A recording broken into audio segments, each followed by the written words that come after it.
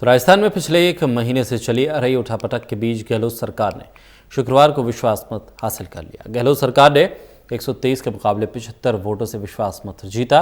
विश्वास मत जीतने के दौरान चर्चा में गहलोत ने बीजेपी पर निशाना साधते हुए कहा कि क्या देश में ईडी और इनकम टैक्स जैसी संस्थाओं का दुरुपयोग नहीं हो रहा है।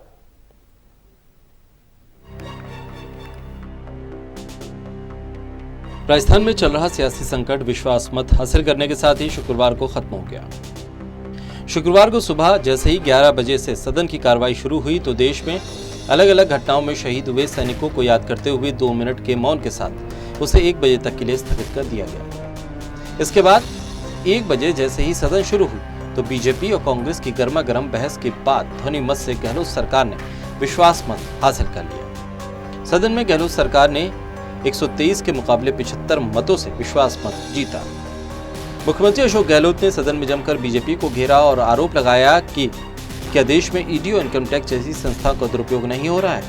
गहलोत ने बीजेपी पर शायरी के जरिए तंज कसते हुए कहा कि तू इधर उधर की न बात कर, बस बता ये काफिला कहाँ लुटा।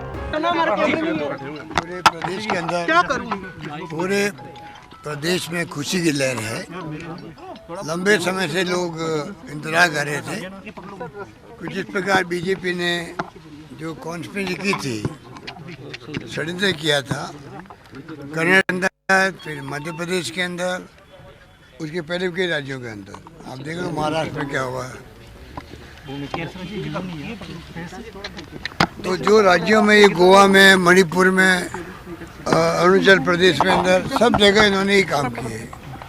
ताज़ा उदाहरण था हमारा मध्य प्रदेश का और कर्नाटक का। वही टैक्टिस अपने यहाँ पर उस पर पूरी तरह एक्सपोज हो गए लोग और प्रदेशवासियों की विजय मानता हूँ मैं।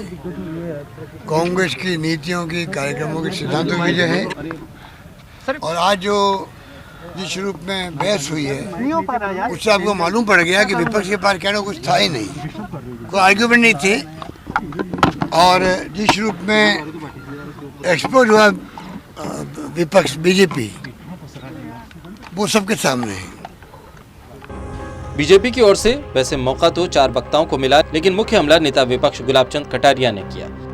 उन्होंने कहा कि जब विपक्ष के पास 75 की संख्या है तो फिर सरकार गिराने का सवाल कहां से पैदा होता है।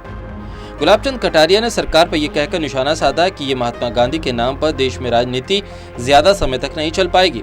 ऐसा कहते ही सदन में हंगामा हो गया और बाद में स्पीकर को दोनों पक्षों को समझाकर मामला शांत कराना पड़ा।